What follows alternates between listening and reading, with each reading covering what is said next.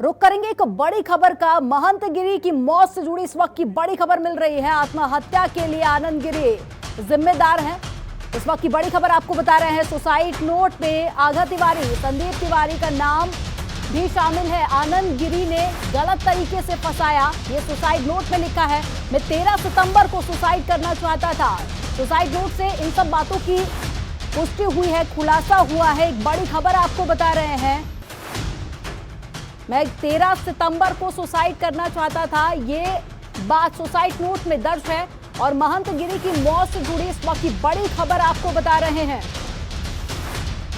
आत्महत्या के लिए आनंद गिरी जिम्मेदार है, ये सुसाइड नोट में लिखा है। और साथ ही आपको बता दें कि सुसाइड नोट में आगा तिवारी, संदीप तिवारी का नाम भी दर्ज है। तो लगातार पुलिस पूरे मामले को लेकर जांच पड़ताल कर रही है। आनंद गिरी ने गलत तरीके से फंसाया है और ये भी लिखा गया है कि मैं 13 सितंबर को सुसाइड करना चाहता था। हालांकि पूरा मामला काफी ज्यादा पेचीदा होता हुआ नजर आ रहा है। पुलिस इस पूरे मामले को लेकर सख्ती से पूछताछ कर रही है और आगे भी कई बड़े खुलासे पूरे मामले को लेकर हो सकते हैं। यह भी लिखा है कि सुसाइड करना चाहता था लेकिन हिम्मत नहीं जुटा पाया। तो आनंद गिरी ने गलत तरीके से फंसाया है।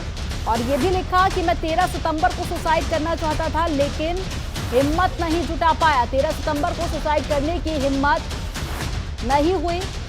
कई सारी बातों का खुलासा अब सुसाइड नोट से हुआ है। आगे भी पुलिस पूरे मामले को लेकर जांच पड़ताल कर रही है। 3 लोगों को हिरासत में लिया गया है, तीनों से पूछताछ जारी है। और आनंद गिरी का नाम इसलिए भी सामने आ रहा है क्योंकि इससे पहले भी कई सारे विवाद आनंद गिरी के साथ में हो चुके हैं। तो जब सबसे जो नाम हाईलाइट हुआ वो आनंद गिरी का है। और साथ ही इसको लेकर टीम भी गठित की गई है। मुख्यमंत्री भी पहुंचे थे आज जो अंतिम दर्शन करने के लिए। उन्होंने भी इस बात का जिक्र किया कि जो भी अपराधी होगा उसको बख्शा नहीं जाएगा। और प्रयागराज से संवाददाता अमित लाइव जुड़ गए हैं। अमित, और क्या कुछ खुलासा हुआ है सुसाइड नोट से? जी बिल्कुल, आपको बता दें कि तस्वीरों में साफ तौर पे आप देख सकते हैं, ये हमारे पास सुसाइड नोट है जिसपे साफ तौर पे लिखा हुआ है किस तरीके से उन्होंने इससे पहले भी सुसाइड करने का प्रयास किया था। जिस तरीके से कल गिरफ्तारी हुई थी आनंद गिरी की, साफ तौर पे ये समझ में आ रहा था कि जरूर है ऐसा कुछ है जो लेटर में होगा, जिस कारण पुलिस इतनी तेज एक्टिव हुई और उन्हें हरिद्वार से गिरफ्तार करने के बाद प्रयागराज ले आई और पूछताछ घंटों पूछताछ चली। तो जाहिर सी बात है उस लेटर में ये साफ तौर पर लिखा हुआ है किस तरीके से उन्होंने नाम लेकर के लिखा है कि कौन कौन लोग उनको से प्रताड़ित होकर के, और उन्होंने ये भी मांग की है उस लेटर में कि किस तरीके से इन लोगों के खिलाफ कानूनी कार्रवाई की जाए। उन्होंने आला अधिकारियों से ये जो लेटर है उस पर लिख करके साफ तौर पे मांग किया है। जी लेकिन अमित, बड़ा सवाल यहाँ पर यह भी खड़ा हो रहा है कि एक तरफ जो भी साधु संत है उनके साथ रहते थे, उन्होंने कहा कि वो इस तरह का सुसाइड नोट नहीं लिख सकते या फिर उनकी पढ़ाई लिखाई इतनी सक्षम नहीं थी। और जिस तरह से सुसाइड नोट पहले भी सामने आई कई सारी बातें, उसको देखकर लगता है कहीं ना कहीं ये पूरा सुसाइड नोट प्री प्लान था। तो इस बात की कब तक पुष्टि हो पाएगी? क्या कुछ कहना है पुलिस कर्मियों का? जो टीम गठित की गई है, क्या उनकी तरफ से कोई खुलासा अभी तक किया गया? जी नहीं, बिल्कुल अभी उनकी तरफ से कोई खुलासा नहीं किया गया, लेकिन अब जो लेटर है वो सामने आ गया है। लेकिन बात करें तो इस लेटर का अभी फॉरेंसिक जांच होनी है कि वाकई में उन्होंने ही लिखा था। लेकिन जो चीजें इसमें लिखी गई वो चौंकाने वाली चीजें हैं, क्योंकि इतनी बड़ी चीजों पहले से वो जो साफ साफ तौर पे उन्होंने लिखा है कि 13 तारीख को पहले ही वो आत्महत्या का प्रयास करने जा रहे थे, लेकिन जो हिम्मत है वो नहीं जुटा पा रहे थे। जिसके बाद अगर ये लेटर सामने आने के बाद पूरी तरीके से हड़कंप मच चुका है कि किस तरीके से उन्होंने पूरा इसमें जो लेखा जोखा है वो लिखा है, किस तरीके से जो लोग हैं उनसे वो परेशान हो चुके हैं, किस तरीके से आनंद गिरी का नाम आ रहा है जिससे वो किसी महिला को लेकर के फोटो जो है उससे ब्लैकमेलिंग कर रहे हैं। तो वो अपनी, अगर देखा जाए तो कुल मामला जो सामने निकल आ रहा है, केवल वो अपनी छवि जो है वो खराब ना होने के डर से कहते हैं उन्होंने इस तरह का कदम उठाया है। और लेटर में साफ तौर पर उन्होंने लिखा है कि जो ये लोग हैं, चाहे वो आनंद गिरी हो, आद्या तिवारी हो, उनका संदीप तिवारी बेटा हो, साफ तौर पे नाम लिखा है और कहा है इनको कानून के से कड़ी से कड़ी सजा दिलाने का कहते हैं प्रशासनिक अधिकारी जो है वो प्रयास करें, तब भी जाकर के हमारी आत्मा को जो है वो शांति मिलेगी। इस तरह की चीजें जो है वो लेटर में लिखा गया है। अमित, कल से लेकर अभी तक हम देख रहे हैं 3 नाम सामने आए हैं और जो सुसाइड नोट है वो इस वक्त आपके हाथ में मौजूद है। तो क्या कोई और भी नाम है जी, क्या कोई और भी नाम है जिसका जिक्र किया गया है इस लेटर में? और साथ ही जो ब्लैकमेलिंग का मामला बार बार सामने आ रहा है कि ब्लैकमेल किया जा रहा था, क्या कुछ उसको लेकर ज्यादा जानकारी उस सुसाइड नोट से मिल पाई है कि किस तरह की ब्लैकमेलिंग ये की जा रही थी? जी बिल्कुल, आपको बता दें कि जो पहला शब्द है स्टार्ट होता है वो ब्लैकमेलिंग से ही स्टार्ट है। लेटर में साफ लिखा गया है कि किस तरीके से जो आनंद गिरी के ऊपर आरोप लगाए जा रहे हैं कि उन्होंने किसी महिला के साथ उनका फोटो जोड़ करके किस तरीके से वायरल करने की धमकी जो लगातार दे रहे थे, उसको लेकर के नरेंद्र गिरी जो है वो परेशानी में चल रहे थे। इसको लेकर के उन्होंने साफ तौर पे लेटर पे साफ शब्दों में लिखा है कि किस तरीके से उन्हें परेशानी हो रही थी, और उसको लेकर उन्होंने इससे पहले भी प्रयास किया था। उसके बाद अब दोबारा जो है उन्होंने हिम्मत जुटा करके उस ऐसे जो कदम है उसको उठाया है। अब लेटर आने के बाद पूरी तरीके से अगर बात करें तो मामला जो है वो खुल करके सामने आ रहा है। अभी तक जो कहानी निकलकर सामने आ रही है उसको अगर देखें तो वो इसी तरह से है कि नरेंद्र गिरी नहीं चाहते थे कि जो जिस भी तरह से उनको ब्लैकमेल किया जा रहा था वो पब्लिक के सामने आए या फिर उनकी छवि खराब हो।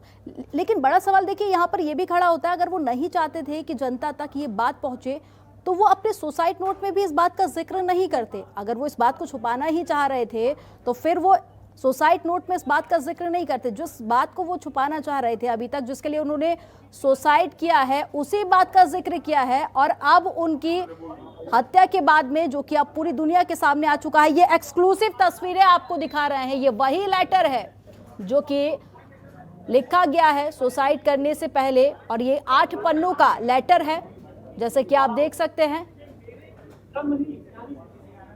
ये पूरा लेटर लिखा गया है जिसमें कई सारे खुलासे हो रहे हैं, जिसको लेकर कई तरह की बातें भी सामने आई हैं।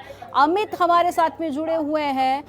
अमित, जिस तरह से कहा जा रहा था, पहले से ही बातें सामने आ रही थी कि पढ़ाई लिखाई में इतने सक्षम नहीं थे नरेंद्र गिरी, और जो लेटर है उसमें भी ये आप देख सकते हैं कि कई जगह पर उसको कट किया गया है, कई जगह पर जो हैंड राइटिंग है वो भी साफ आ रही है। क्या अभी तक हैंड राइटिंग मिलाने की कोशिश की गई है कि ये उन्हीं की है? ये जांच चल रही है। जब से ये लेटर का मामला आया था, जब पहली बार जब पुलिस ने एंट्री किया था उस कक्ष में, तो सुसाइड नोट मिला था। जब से सुसाइड नोट मिला है तब से ये जांच का विषय रहा है, और इस पर जांच चल रही है। फोरेंसिक टीम जो है इस जो लेटर लिखा गया है इसको जांच कर रही है। लेकिन फिलहाल अभी जो लेटर मिला है, वो लेटर की बात करें तो लेटर में सारी चीजें लिखी हैं जो चौंकाने वाली चीजें हैं। लेकिन हकीकत की बात करें तो अभी इस लेटर की जांच करना बाकी है। अभी इस लेटर को जांच को लेकर के जो भी जांच एजेंसी है उनकी तरफ से कोई भी खुलासा नहीं किया गया है। और अभी जो महिला का यहाँ पर जिक्र किया जा रहा है, जिनके साथ में तस्वीरें थी, शेयर करने की धमकी दी जा रही थी, वो महिला कौन थी? इस बात का खुलासा अभी तक हो पाया है? जी नहीं, अभी इस बात का कोई ऐसा खुलासा नहीं हुआ है। लेकिन अब लेटर आने के बाद जाहिर सी बात है, पुलिस के पास ये लेटर पहले से था। इसी बिहाफ पे पुलिस जो है आनंद गिरी से लगातार जो है पूछताछ कर रही है। जो आद्या तिवारी उनको गिरफ्तार इसीलिए किया गया था, और उनके जो बेटे हैं संदीप तिवारी उनको भी गिरफ्तार किया गया था। तो जाहिर सी बात है, क्योंकि पुलिस मीडिया के पास या जो तस्वीरें है ये अब आई हैं, लेकिन इससे पहले जो जांच एजेंसी है, जो अधिकारी है, उनके पास ये पहले से पूरी जो लेटर था वो था। तो जिसको लेकर के इसी बिहाफ पे जांच जो कड़ी चल रही थी, वो पूरा इसी तरीके पे जांच किया जा रहा था कि क्योंकि जो मामला है उनको पहले से क्लियर हो चुका था कि किसका नाम है। अब उसी बिहाफ पे आनंद गिरी से जो है वो पूछताछ चल रही है। हमारे साथ में लखनऊ से भी संवाददाता जुड़ गए हैं, अवनीश कुमार। अवनीश, सुसाइड जो नोट था वो अब सार्वजनिक कर दिया गया है, उसकी तस्वीरें भी निकलकर सामने आई है, और ताज़ा क्या कुछ अपडेट मिल पा रही है? क्या कुछ ताज़ा खुलासा अब हुआ है?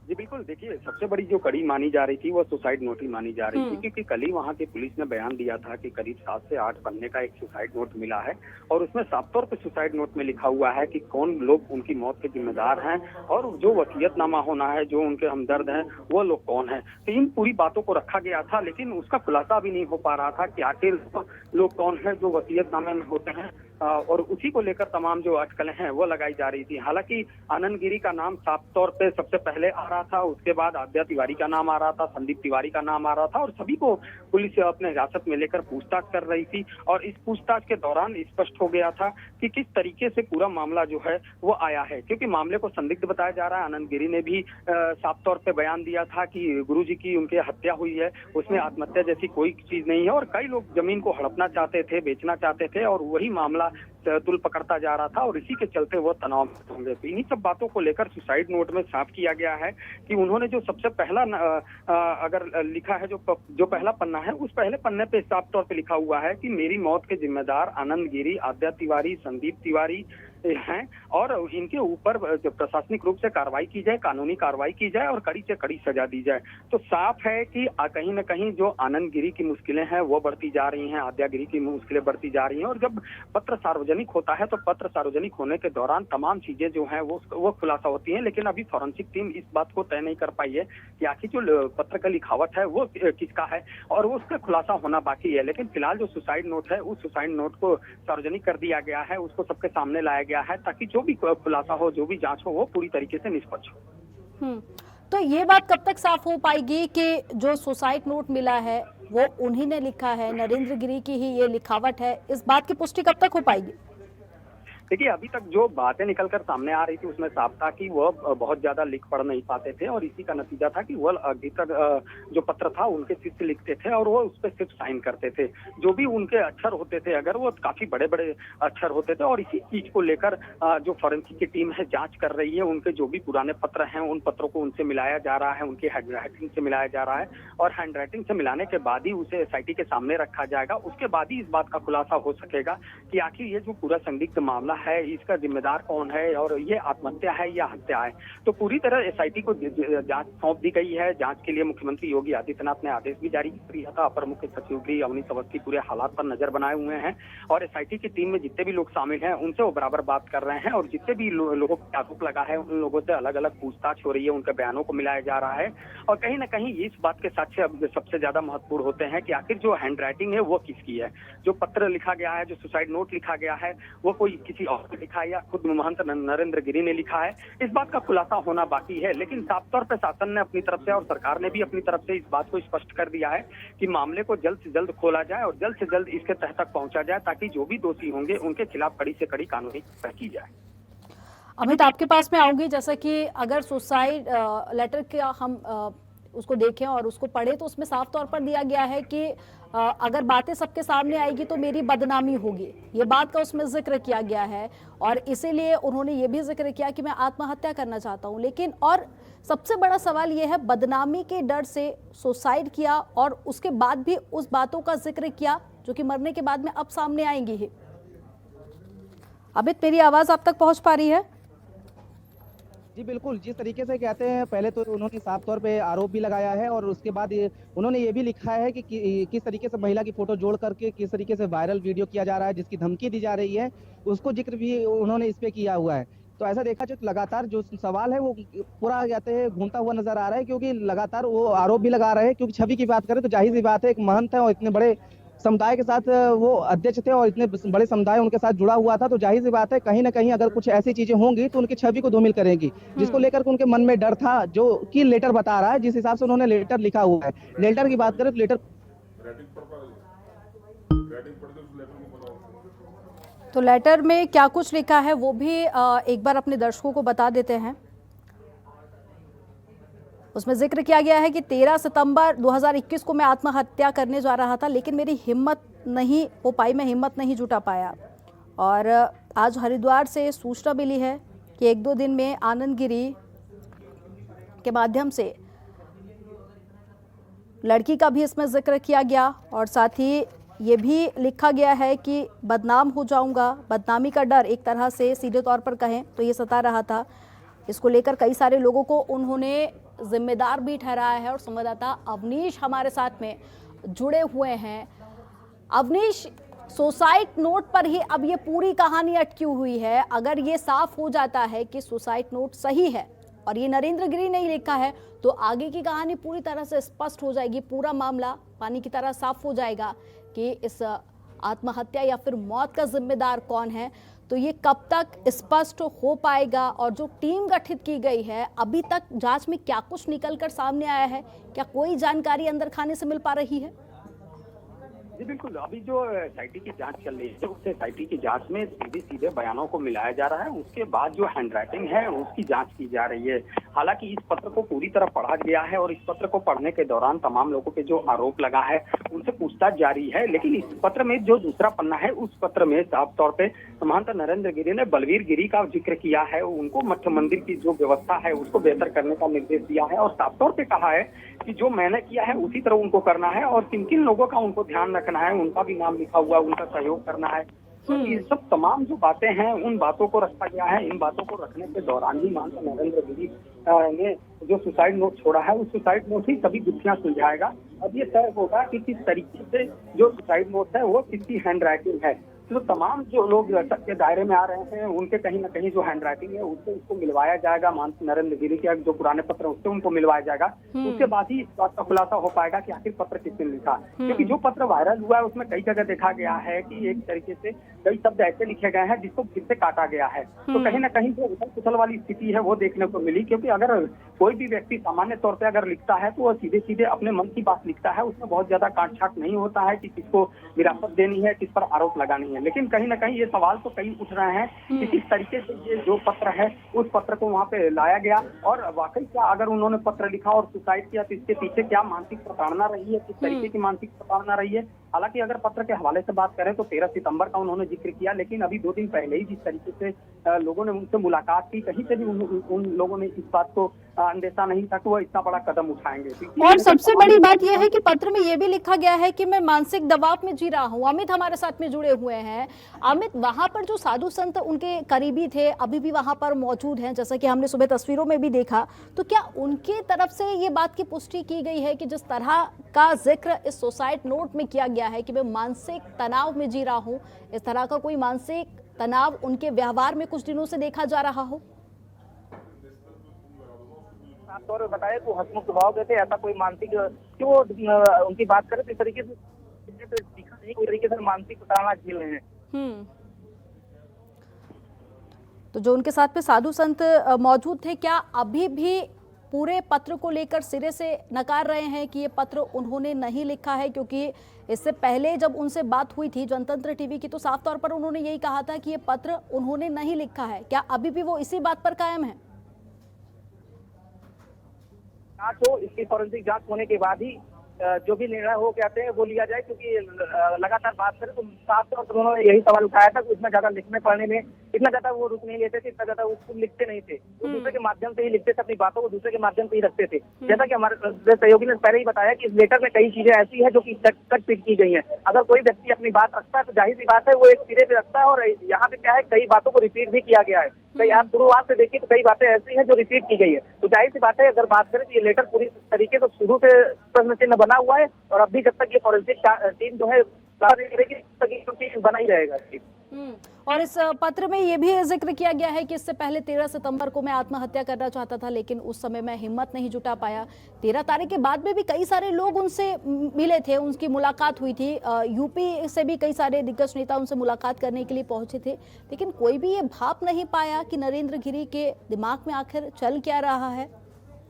उन्होंने अभी कहते प्रधानमंत्री को उन्होंने जन्मदिन की बधाई भी दिया था। तो जाहिर सी बात उन्होंने मीडिया पे बात किया था, तो ऐसा कुछ लगा ही नहीं कि उनके मन में ऐसा कुछ चल रहा है। उन्होंने बकायदा जिस तरीके से हर बार की तरह उन्होंने इस बार भी प्रधानमंत्री को जन्मदिन की बधाई दिया। उससे पहले अभी उप मुख्यमंत्री केशव मौर्य का उनके मंदिर में ही कार्यक्रम था। इस तरीके से जितने लोग भी उनसे मिले हैं इस दरमियान उन लोगों ने साफ तौर पर बताया, इस तरीके से उनके चेहरे को देख करके, उनके हाव भाव को देख करके, उनकी बातों को देख करके इस तरीके की कोई भी चीजें नहीं लगी कि इस तरह का कदम उनके मन में इस तरह की चीजें चल रही हैं और इस तरह का कदम वो उठा सकते हैं। अमित, एक तरफ ये लेटर है जिसकी फॉरेंसिक जांच होनी है, आने वाले कुछ दिनों में ये भी साफ हो जाएगा। दूसरी तरफ पोस्टमार्टम की रिपोर्ट भी आनी है, कल 5 लोगों की टीम पोस्टमार्टम करने वाली है। तो क्या अब ये उम्मीद लगाना ठीक होगा कि आने वाले कुछ ही दिनों में ये मामला पूरी तरह से साफ हो जाएगा? क्योंकि मुख्यमंत्री इस पूरे मामले को लेकर काफी ज्यादा गंभीर दिखाई दे रहे हैं और हमने देखा कि दूसरे दिन ही टीम भी गठित कर दी गई है। तो जो एक्शन में काफी ज्यादा काम देखा जा रहा है, पुलिस जो प्रशासनिक अधिकारी हैं वो भी काफी ज्यादा अलर्ट देखे जा रहे हैं। तो क्या ये उम्मीद लगाना ठीक होगा कि आने वाले कुछ ही दिनों में पूरा मामला साफ हो जाएगा? बिल्कुल, अगर जिस तरीके से देखा जाए, क्योंकि सूबे के मुख्यमंत्री जो है वो संत है, जाहिर बात है उन्होंने आनंद फानंद में तुरंत यहाँ पर उन्होंने सुबह ही जैसे उनको सूचना मिली उन्होंने सुबह ही यहाँ पर पूरी तरीके से उनको जो जिस तरीके से उनको उन्होंने दर्शन किया, उसके बाद उन्होंने तुरंत जो टीम है उसकी घोषणा की कि लोग जो अधिकारी है ये जांच करेंगे। उसके बाद टीम गठित की जाती है। लगातार अगर बात करें तो उन्होंने तो अधिकारी से एक बारीकी पूछा है, चीजें गहन तक उन्होंने पूछा है और साफ तौर पर उन्होंने कहा है कि कोई भी ऐसा व्यक्ति होगा जो भी अपराधी है उसको बख्शा नहीं जाएगा, पूरी तरीके से उसको सजा दिलाई जाएगी। तो जाहिर सी बात देखा जाए तो ये खुलासा है, बहुत तेजी से काम चल रहा है और बहुत तेजी से जांच पड़ताल जो है वो चल रही है। जाहिर सी बात है घंटों में ये तस्वीर और क्लियर होकर के आएगी। और महंत परमहंस दास हमारे साथ में जुड़ गए हैं। परमहंस जी, बहुत स्वागत है आपका जनतंत्र टीवी पर। परमहंस जी, सुसाइड नोट सामने आया है जिसमें कई सारे बातों का खुलासा हुआ है। मुझे लगता है कि आपने भी वो सुसाइड नोट पढ़ा होगा। हालांकि इससे पहले भी जब हमारी बात हुई साधु संतों से तो उनका कहना था कि नहीं, ये लेटर उन्होंने नहीं लिखा है। आप क्या कुछ कहना चाहेंगे? बिल्कुल, वो तो दस्तखत करते थे, उनको जो है लिखने का अभ्यास कम था, तो इतना लंबा वो लिख नहीं सकते थे। और अभी तक उसका कोई सीसीटीवी का फुटेज जो है तो मीडिया के माध्यम से सार्वजनिक नहीं हुआ। तमाम बातों को लेकर के जो है एक भ्रम है और ये हम लोगों का ये मानना है कि यह हत्या है, इसको आत्महत्या कह करके मैटर को कहीं न कहीं से दबाया जा रहा है। और ये एक, क्योंकि देखिए साधु संतों में आत्महत्या करना सबसे बड़ा पाप बताया गया है। और एक सन्यासी आत्महत्या क्यों करेगा जो समाज का मार्गदर्शक रहा हो? वो बात अलग है कि जब कोई भी व्यक्ति किसी भी बड़े पद पर होता है तो पक्ष विपक्ष दोनों होता है, लेकिन इसका मतलब ये तो नहीं कि कोई आत्महत्या कर लेगा। ये जो सारी बातें हैं जी। लेकिन परमहंस जी, पत्र में ये भी जिक्र किया गया है कि कुछ दिन पहले मुझे जान से मारने का भी प्रयास किया। तो क्या कोई ऐसा घटनाक्रम आपको याद हो जहां पर नरेंद्र गिरी के साथ में मारने का प्रयास किया गया हो? कोई भी ऐसा घटनाक्रम क्या आपको याद है? अब उसमें ऐसा है कि संपत्ति विवाद को लेकर के उनके शिष्यों में ही जो है तो काफी दिन तक इसका आरोप प्रत्यारोप चल रहा था। और अभी जैसा कि आनंद गिरी ने भी और कई लोगों का नाम लिया, अब आनंद गिरी का विरोध तो चल ही रहा था। और कुछ इसमें जो है तो मास्टरमाइंड कुछ राजनीतिक जो है हाथ भी होने की संभावना है। तो इसलिए इसकी निष्पक्ष जांच होनी चाहिए और मेरा मानना है कि इसकी सीबीआई जांच होनी चाहिए। जब तक सीबीआई जांच नहीं होगी तो हम लोग संतुष्ट नहीं होंगे। लेकिन परमहंस जी, क्या आपको लगता है कि ये लेटर सही है और जो इसमें बातें कही गई हैं क्या वो सारी बातें सच्ची हैं? वो उसमें ऐसा है, देखिए कि जो लेटर लिखा गया है वो आपसी जो है संपत्ति विवाद को लेकर के जो कई लोगों का विवाद था, तो कुछ लोगों ने उसका लाभ उठाते हुए ये षड्यंत्र किया, हो सकता है किया हो। और उसमें जैसा कि किसी पुलिस वाले का भी नाम आ रहा है कि वो भी उनसे करोड़ों रुपए ले चुका था जो उनके सुरक्षा में था। अब उसको जब देने का आया तो वो उसका भी लोग बता रहे हैं संशय है। तो मैंने कई बातें हैं, जब तक ये सार्वजनिक ना हो जाए, जब तक खुलासा ना हो जाए तो किसी को कहा नहीं जा सकता है संशय। तो इसलिए इसकी सीबीआई जांच जब तक नहीं होगी तो हम लोग ये नहीं मान सकते हैं कि ये सुसाइड है। परमहंस जी, आप भी काफी ज्यादा करीबी रहे हैं, आप इसमें किस तरह का राजनीतिक साजिश या फिर षड्यंत्र देख रहे हैं? अब उसमें दरअसल में क्या था कि सपा वाले हमेशा उनसे जो है ये दबाव बनाते थे अपने जो है सियासी लाभ के लिए, पॉलिटिकल सपोर्ट के लिए। और उसमें कहीं न कहीं से जो उनके शिष्य थे वो अखिलेश यादव से जुड़े थे। और ये 2022 के इलेक्शन के मद्देनजर जो है कुछ हमको ये संशय है कि सपा का भी इसमें मास्टरमाइंड हाथ हो सकता है। परमहंस जी, आप हमारे साथ में बने रहिएगा। साध्वी निरंजन ज्योति जी हमारे साथ में जुड़ गई हैं। बहुत स्वागत है आपका साध्वी जी जनतंत्र टीवी में। धन्यवाद। साध्वी जी, मामला पूरा पेचीदा होता जा रहा है। अब पूरी जो कहानी है वो सुसाइड नोट पर आके अटकी हुई है कि कब तक इस पूरे मामले को लेकर ये खुलासा नहीं हो जाता कि ये सुसाइड नोट सही है या गलत है, उसके बाद ही आगे की जो कार्रवाई है वो हो पाएगी और साथ ही पुष्टि हो पाएगी कि आखिर आरोपी कौन है, किस तरह की साजिश की गई है। लेकिन आप सुसाइड नोट को क्या सही मानती हैं? जो बातें कही गई हैं, क्या आप उन बातों से इत्तेफाक रखती हैं?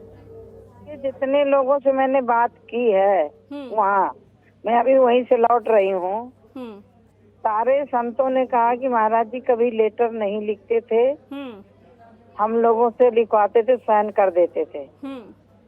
दूसरा विषय ये है कि अभी क्योंकि माननीय मुख्यमंत्री जी सुबह गए हुए थे, उन्होंने जांच के लिए आश्वस्त किया। जब तक पूरी जांच नहीं आ जाती इस पर हम अभी कोई टिप्पणी नहीं कर सकते। लेकिन दूध का दूध, पानी का पानी इसका होना चाहिए। जिसका भी हाथ हो उसको भी सजा मिलनी चाहिए। क्योंकि मैं तो स्वामी जी को बहुत अच्छी तरह जानती थी, इतने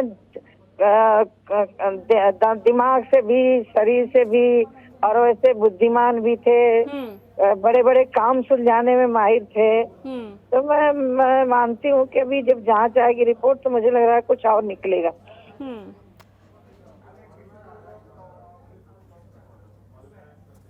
साध्वी जी, हमारे साथ में परमहंस जी भी जुड़े हुए थे। उन्होंने कहा है कि ये राजनीतिक साजिश है और साथ ही उन्होंने समाजवादी पार्टी पर भी आरोप लगाया है। क्या आप इत्तेफाक रखती हैं?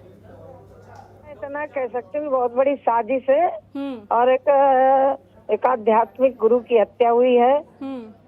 और मैं मानती हूँ कि हमारी एक आध्यात्मिक परंपरा पर बहुत गहरा आघात है, क्योंकि मैं स्वयं एक 40 वर्षों से संत परंपरा में हूँ। बहुत 20 साल से मैं आदरणीय नरेंद्र गिरी जी को जानती हूँ, स्वभाव से भी, मिलने जुलने में भी। अभी मैं गंगा दशहरा में आई भी थी तो कभी उनके चेहरे से नहीं ऐसे झलक रहा था कि कौन दबाव में कुछ है, क्या है। तो हम समझ ही नहीं पा रहे कि भाई क्या हुआ है। तो अभी हम उसमें कोई टीका टिप्पणी भी नहीं कर सकते, लेकिन हाँ, साजिश तो लग रही है इसमें बहुत बड़ी। साध्वी जी, सीबीआई जांच की मांग उठ रही है। साधु संतों का तो ये कहना है कि हम तब तक नहीं मानेंगे जब तक कि सीबीआई जांच के आदेश नहीं दिए जाते। आप भी केंद्रीय मंत्री हैं। संतों की बात से मैं सहमत हूँ और मैं अपने मुख्यमंत्री पर पूरा भरोसा है कि निष्पक्ष जांच करवाएंगे। तो इस पूरे मामले को लेकर आप भी मानती हैं कि सीबीआई जांच होनी चाहिए? अभी क्योंकि हम सरकार हमारी है, माननीय मुख्यमंत्री पर मुझे विश्वास है। संत अभी बैठेंगे परसों उनके अंतिम संस्कार के बाद। मैं अभी वहीं से उनको श्रद्धांजलि दे के लौट रही हूँ। परसों फिर जाऊंगी, मैं उनके अंतिम संस्कार में जाऊंगी। क्योंकि मुझे तो उन्होंने अखाड़ा में महामंडलेश्वर बनाने में उनकी बहुत बड़ी भूमिका रही जी। वो हमेशा कहते थे, दीदी आप क्यों संत हैं, इतनी पुरानी संत हैं और आप अखाड़े में क्यों नहीं महामंडलेश्वर बनती।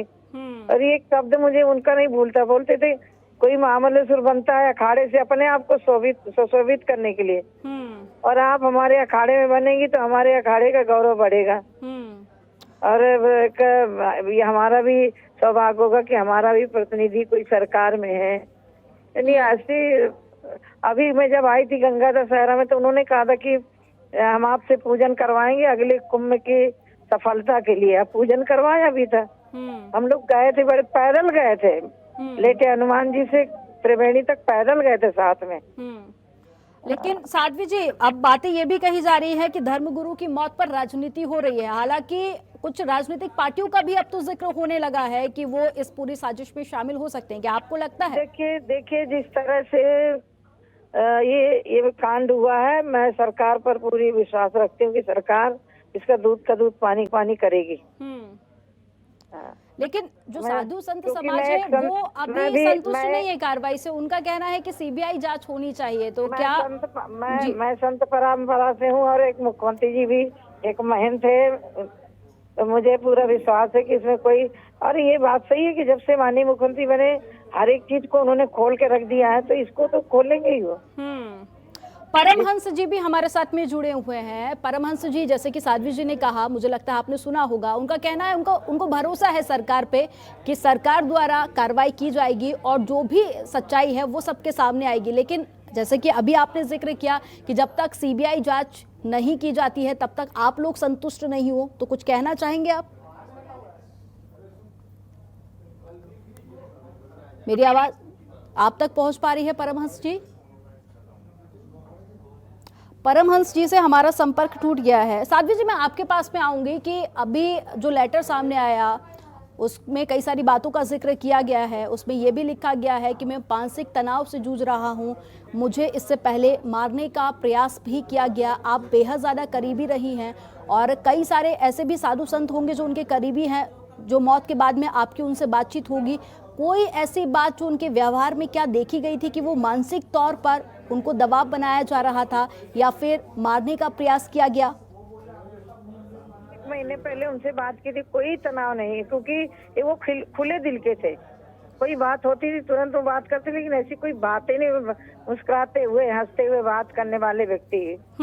और मुझे अभी मठ में जाने के बाद ये पता चला कि 2011 के आगे पीछे भी इस मठ में कुछ कब्जा करने की लोग कोशिश कर रहे थे।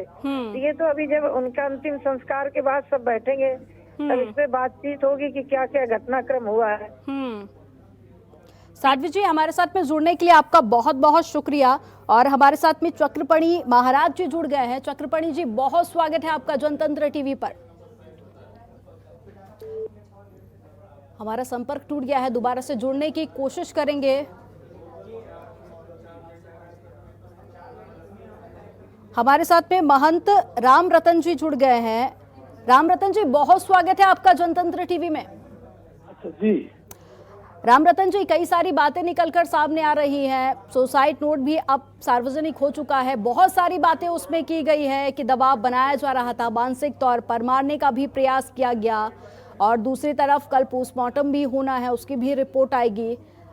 अभी तक जो चीजें निकलकर सामने आई हैं, आपका क्या मानना है कि क्या ये एक बड़ी साजिश है या आत्महत्या है या फिर हत्या की गई है? देखिए मैडम, ये लेटर के हिसाब से तो उन्होंने साफ लिखा ही है कि मेरी जो क्या नाम है, मैं आत्महत्या कर रहा हूँ। लेकिन अब इसमें SIT गठित हो गई है जी। अब इसमें थोड़ा टाइम लगेगा अभी ये कहने में कि इसमें दूसरे का भी हाथ हो सकता है जी। क्योंकि खुद फांसी लगाई है कि दूसरे ने ही फांसी लगा दी इनकी। अभी कहना मुश्किल है। लेकिन आनंद, जैसे कि पहला नाम आया आनंद गिरी जी का, उनसे तो कुंभ मेले के बाद करीब 6 महीने हो गए, काफी विवाद चल ही रहा था। तो उसमें उन्होंने लिखा है तो सही लिखा होगा। तो क्या लगता है आपको कि ये लेटर उन्हीं ने लिखा है? लेटर तो जैसे हैंडराइटिंग सिग्नेचर करते हैं वैसे उस हिसाब से तो उन्हीं का लग रहा है लेटर। तो उनके जो करीबी, रामरतन जी, जो उनके करीबी होंगे, देखिए अगर कोई बहुत बेहद करीबी अगर कोई लेटर लिखता है तो उसे पहचानना ज्यादा मुश्किल नहीं होता है कि हैंड राइटिंग किसकी है। तो क्या आप लेटर देखकर ये समझ पा रहे हैं कि ये हैंड राइटिंग उन्हीं की है? क्योंकि अभी कुछ दिनों में फॉरेंसिक टीम जांच करेगी, साफ आ जाएगा, सच्चाई जो भी है वो सामने आएगी। लेकिन क्या आपको लेटर देखकर लग रहा है कि ये हैंड राइटिंग उन्हीं की है? क्योंकि मैं तो उनके केवल सिग्नेचर देखता था, मैंने कभी उनको जो है ज्यादा इतना लंबा लिखते कभी नहीं देखा। क्योंकि वो अपने किसी PA को बुला लेते थे, कभी किसी महात्मा को बुला लेते थे। लेकिन अभी मैं कह नहीं सकता। ये तो अब ये जो इस हैंड राइटिंग के बारे में एक कमेटी बैठी है, वही जो है इसका पूरा दूध का दूध पानी का पानी करेंगे।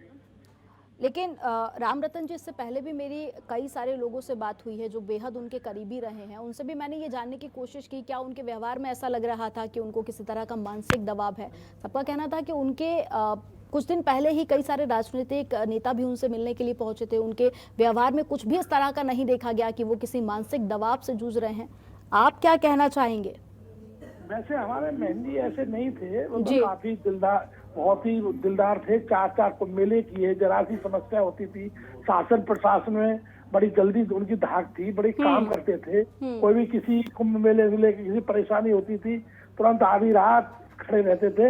ऐसी कोई बात नहीं थी। उनके चेहरे से भी परसों का जो देखा हमने फोटो, पूजा कराई उन्होंने उप मुख्यमंत्री केशव प्रसाद मौर्य जी के साथ। पता नहीं भगवान कैसे उनको ये कैसे कर लिया, कुछ समझ में नहीं आ रहा। रामरतन जी, पर जो 3 लोगों पर आरोप लगाए जा रहे हैं, पुलिस ने हिरासत में ले लिया है, पूछताछ भी की जा रही है, क्या आपको ऐसा लगता है कि उनके द्वारा इस तरह की साजिश रची जा सकती है? 3 आदमी, एक तो ये आनंद गिरी जी हैं, दूसरे जो उनके बड़े हनुमान मंदिर के पुजारी का लड़का है जी। उन दोनों को हिरासत में ले लिया। लेकिन पहले तो मैंने कभी ऐसा उनके साथ, पुजारी के साथ नहीं देखा। लेकिन अब वक्त का पता नहीं कुछ क्या है। अब ये तो SIT कमेटी के बाद ही पता लगेगा कि पुजारी ने ऐसा क्या कर दिया उनके साथ। और इसमें आनंद गिरी जी का तो पता है सबको कि इनका विवाद चल रहा था, आनंद गिरी जी का तो। लेकिन उसके बाद में देखिए, उसके बाद में माफी भी मांगी उन्होंने आके। हालांकि नरेंद्र गिरी ने भी उनको माफ कर दिया था। उसके बाद में भी क्या चीजें पटरी पर आ चुकी थी? उसके बाद क्या कोई व्यवहार में बदलाव देखा गया? आप वहां पर उनके काफी ज्यादा करीबी रहे हैं, आप क्या भाप पा रहे हैं कि क्या उसके बाद में भी किसी तरह की मन में रंजिश थी? नहीं, वैसे तो कहना मुश्किल है क्योंकि आनंद गिरी के नाम वसीयत कर दी थी। इसके आनंद गिरी के नाम वसीयत कर दी थी। लेकिन महंजी ने जो है, जैसे ही इसने जो है महंजी की एक बात नहीं मानी तो उन्होंने वसीयत उसकी कैंसिल भी कर दी। तो फिर उसके बाद में माफी मांगी। उसने कहा कि जो मैंने आपके साथ जो बोला है, मीडिया में बोला है, वो गलत है, मुझे माफ कर दो। तो महंजी ने कहा तुम यहाँ आश्रम में तो आ नहीं सकते केवल गुरु पूर्णिमा को छोड़ के। गुरु पूर्णिमा में तो सभी को अधिकार है अपने गुरु के पास आने का। लेकिन उसके बाद वो अपना यहाँ हरिद्वार रहते थे, काफी दूर रहते थे, ऐसा कोई उनसे ज्यादा लगाव नहीं था। अब आदमी को दुख तो होता है कि मेरे नाम वसीयत थी भी, कहाँ वहाँ का उत्तराधिकारी था, बिल्कुल अलग थलग पड़ गया। अब कुछ कह नहीं सकते इस बारे में क्योंकि महंजी ने जो है वो लिखा है, जब महंजी का ये हैंड राइटिंग है तो मैंने जी ने कुछ सोच समझ के लिखा होगा पत्र में। तो आप ये मान रहे हैं रामरतन जी की ये राइटिंग उन्हीं की है? मैं 100% नहीं मान रहा, क्योंकि मैंने तो उनके केवल सिग्नेचर देखे हैं। सिग्नेचर और सिग्नेचर ही मैं उनको देखता था, क्योंकि कभी भी लिखवाते थे तो अपने किसी चेले को या किसी विद्यार्थी को बुला के वो लिखता था कि वो दस्तखत कर देते थे। अब इसके लिए भी देखो अब थोड़ा इंतजार करना पड़ेगा इसका भी। तो कुछ इंतजार के बाद में जो चीजें हैं वो साफ हो जाएंगी। लेकिन इससे पहले जैसे कि आपने यहाँ पर आनंद गिरी का जिक्र किया, उन पे पहले भी कई सारे आरोप लगाए गए थे। ये भी कहा गया था कि वो जो मंदिर में दान होता है उससे वो अपने घर परिवार भेजते हैं, उन पर खर्च करते हैं, इस तरह की बातें भी कही गई थी। हालांकि बाद में राजीनामा हो गया था रतनगिरी जी, तो क्या बाद में जो चीजें हैं वो सभी चीजें क्या सही तरह से चल रही थी? हाँ बिल्कुल नहीं, वो थोड़ा उसने जो महंगी के ऊपर जो आरोप लगाए थे उसने माफी मांगी थी। अब ये तो कहना है कि वहाँ से ये हो रहा था इतना, तो वहाँ मंदिर में कितना 4 करोड़ बहुत होता है, 5 करोड़ बहुत होता है, ये तो थोड़ा झूठ भी बोल रहे हैं। सच्चाई क्या है इतना तो कौन इसके लिए करता है, क्योंकि अपने मठ का खर्चा ही काफी होता है। वाकई में रतनगिरी जी यहाँ पर जो चीजें हैं वो काफी ज्यादा पेचीदा होती जा रही हैं। अब जांच के बाद ही चीजें पूरी तरह से साफ हो पाएंगी कि आखिर कौन है इस पूरे मामले को लेकर जिम्मेदार। पर जो अभी तक सरकार द्वारा कार्रवाई की जा रही है, टीम का गठन किया, आप लोग संतुष्ट हैं सर? हाँ देखो इसमें क्या है, पीएम और इनका सभी भारत सरकार, उत्तर प्रदेश सरकार, सभी का ध्यान है इसमें, पूरे हिंदुस्तान के संतों का ध्यान है। अब इसमें तो जांच तो बिल्कुल क्लियर होगी, दूध का दूध पानी का पानी हो, क्योंकि इसमें खाली यूपी नहीं है, भारत सरकार की भी नजर है इस केस में।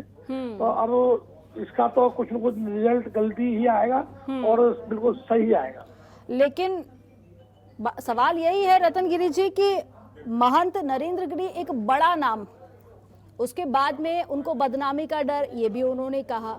क्या इस तरह का निर्णय नरेंद्र गिरी उठा सकते हैं? क्योंकि इससे पहले भी जब मेरी बात हुई तो उन्होंने कहा कि साधु संतों का जो उनको शिक्षा दी जाती है, उनका समाज होता है, उसमें तो बहुत बड़ा अपराध माना जाता है आत्महत्या।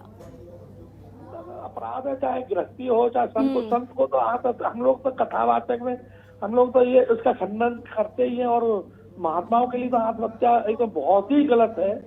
लेकिन अब इसमें क्या हुआ है कि कमरा बंद था कि किसी ने किया, इन्होंने खुद आत्महत्या की कि करवाया गया, हैंड राइटिंग दूसरे का था, ये सब बातें का निर्णय कुछ ही दिनों में हो जाएगा, अभी कहना बड़ा जल्दी होगा। रतनगिरी जी हमारे साथ में जुड़ने के लिए बहुत बहुत शुक्रिया आपका। तो जनतंत्र टीवी के इस पूरे मामले को लेकर नजर बनी हुई है, पल पल के अपडेट आप तक पहुंचाते रहेंगे। फिलहाल बुलेटिन में इतना ही, आप देखते रहिए जनतंत्र टीवी। खबरों के निष्पक्ष विश्लेषण के लिए सब्सक्राइब करें Jantantra TV and press the bell icon. Never miss any update.